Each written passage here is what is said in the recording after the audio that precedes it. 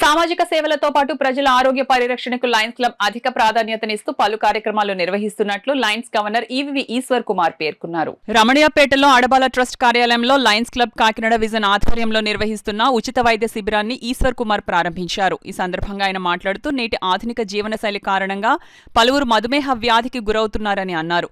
సుమారు 30% మందికి మధుమేహం ఉన్నా గుర్తించడం లేదని అన్నారు. సకాలంలో గుర్తిస్తే వైద్యుల సూచన మేరకు మందులు వాడడం, శారీరక వ్యాయామం చేయడం వంటి చర్యల వల్ల ఆ వ్యాధిని అదుపు చేసే అవకాశం ఉంటుందన్నారు.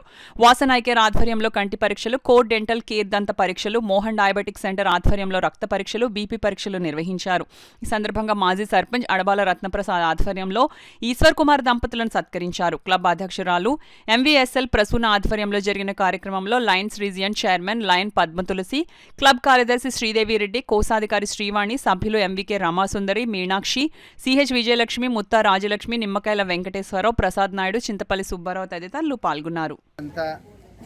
విజన్ క్లబ్ వారు చేసే సేవా కార్యక్రమాలు, వారి క్లబ్ పనితీరు, బోర్డ్ ఆఫ్ డైరెక్టర్స్ మీటింగ్ తర్వాత ఆ సభ్యులందరితో మాట్లాడటం జరుగుతుంది.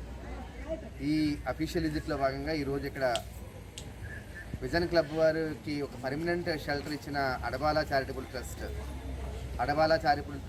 వారి ఆధ్వర్యంలో ఇక్కడ కుట్టు శిక్షణ కార్యక్రమం విజన్ క్లబ్ వారి ఇచ్చే గత 10 సంవత్సరాలుగా జరపబడుతున్న కార్యక్రమం రీసెంట్గా ఇక్కడికి షిఫ్ట్ అవ్వడం జరిగింది.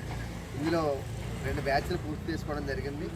ఈ సందర్భంగా ఆ కుట్టు శిక్షణ కేంద్రాన్ని సందర్శించడం, వారిచే ఏర్పాటు చేయబడ్డ మధుమేహ వ్యాధి నిర్ధారణ పరీక్షలు, పంటి పరీక్షలు, కంటి చూపు పరీక్షలు వాసనాయ్కేర్ వారి సౌజన్యంతో ఏర్పాటు చేయడం జరిగింది. ఆ కార్యక్రమాలన్నింటినీ ప్రారంభించినందుకు నిజంగా ఆనందంగా ఉంది.